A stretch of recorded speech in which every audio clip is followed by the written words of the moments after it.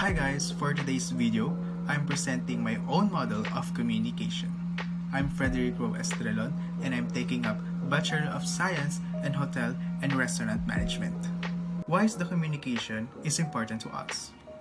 In our daily life, communication helps us to build relationships by allowing us to share our experiences and needs and help us to connect to others.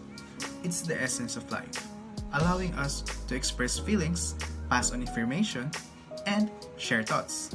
That's why we all need to communicate. My own model of communication is inspired by the interactional model. Interactional model is described as a two-way process of communication which the participants alternate their position as a sender and a receiver. My own model of communication is communication of teacher and a student in a virtual learning system, wherein the teachers serve as the sender and the students serve as the receiver. Sender is the most important element in the communication process. It is the source of information, the one who start the communication. The teacher will start the communication by discussing the topic that will share to the student. In this process, the information from the teacher will be transmitted to a message. Message is a second element in our communication process. That information from the message are those PowerPoint presentation, Google Map discussion, and different activities that enhance the knowledge and skills of these students.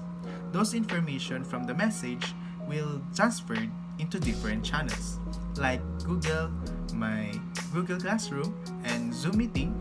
And the channel is the tool used by the sender to deliver the message.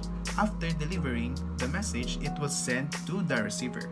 The receiver is the student. That's the one who focus on analyzing and interpreting the message from the sender. After the receiver analyze the interpret of the message, he or she will create a response to a message. The response is called the feedback. Is the reaction of the receiver of the information.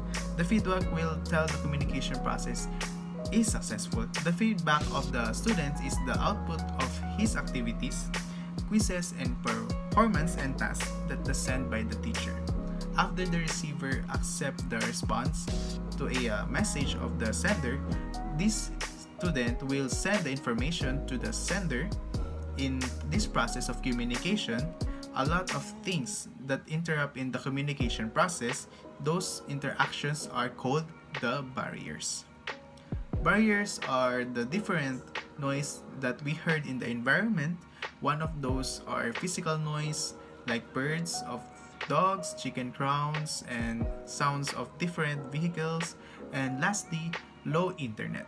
Those barriers are some reasons to misunderstanding the misinformation between sender and the receiver. So that's the barrier. It's a normal element in our communication process.